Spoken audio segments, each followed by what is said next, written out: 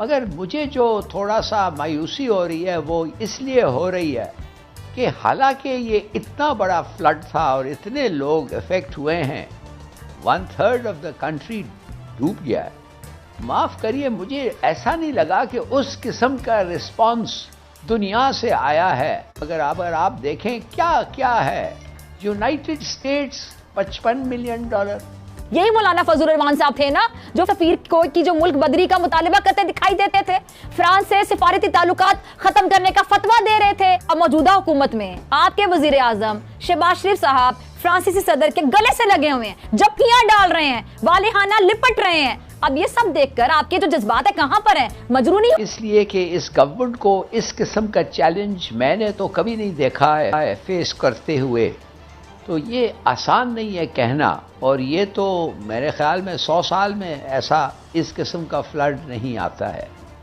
مگر مجھے جو تھوڑا سا مایوسی ہو رہی ہے وہ اس لیے ہو رہی ہے کہ حالانکہ یہ اتنا بڑا فلڈ تھا اور اتنے لوگ افیکٹ ہوئے ہیں، 1/3 آف دا کنٹری ڈوب گیا ہے، معاف کریے مجھے ایسا نہیں لگا کہ اس قسم کا رسپانس دنیا سے آیا ہے جو میرے خیال میں ہونا چاہیے تھا، اور جو میرے خیال میں 2005 اور 2010 میں بھی اسمالر فلڈز میں اس سے بہتر لگتا ہے، اس وقت اس سے بہتر رسپانس تھا۔ مگر چلیے دیکھتے ہیں، اب شروع ہوا ہے کمٹمنٹس، مگر اگر آپ دیکھیں کیا ہے، یونائٹڈ اسٹیٹس $55 ملین، اور وہ بھی شکر کریں کہ پہلے تو انہوں نے 30 کی کہا تھا، جو جب کسی نے پوائنٹ آؤٹ کیا کہ that is less then $1 per person, تو پھر انہوں نے اس کو 55 کیا۔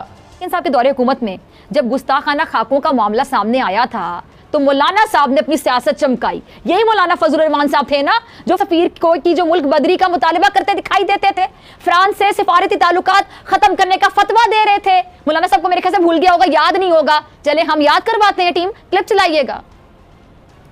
کہ فرانس کے سفیر کا جانا اب ٹھہر گیا ہے اور اب اس میں مصلحتوں کی کوئی گنجائش باقی نہیں رہی۔ جو مناظر ہم دیکھ رہے ہیں وہ مناظر ناقابل برداشت، وہ انسانی مناظر نہیں۔ حکمران اور ان کے وزراء سن لیں، ہمارے نزدیک پی ٹی آئی اور ان کے وزراء دہشت گرد ہے۔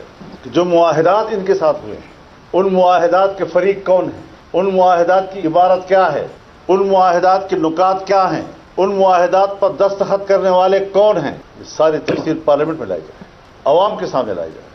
دہشت گرد کے ساتھ معاہدہ کرنے والا بھی تو دہشت گرد ہی کے زمرے میں آئے گا نا۔ مولانا فضل الرحمان صاحب، آپ تو فرانس کے سب سے بڑے دشمن تھے۔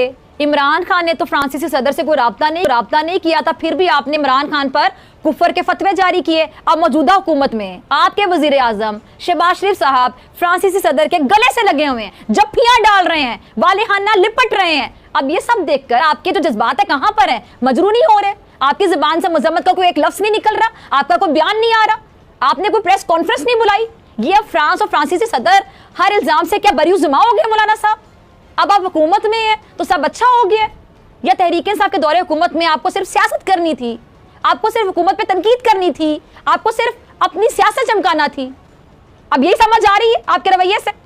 ناظرین، ملک کے جو سیاسی منظرنامے میں یہ جو غیر معمولی کہہ لیں کہ ہلچل نظر آ رہی ہے، ایک طرف تحریک انصاف حکومت پہ دباؤ بڑھاتی نظر آ رہی ہے، اور دوسری جانب عوام کا جو صبر ہے وہ بھی ختم ہوتا جا رہا ہے، پیمانہ لبریز ہوتا دکھائی دے رہا ہے۔ مہنگائی آپ کے سامنے، نہ کس حکومتی پالیسیز نے عوام کا باقاعدہ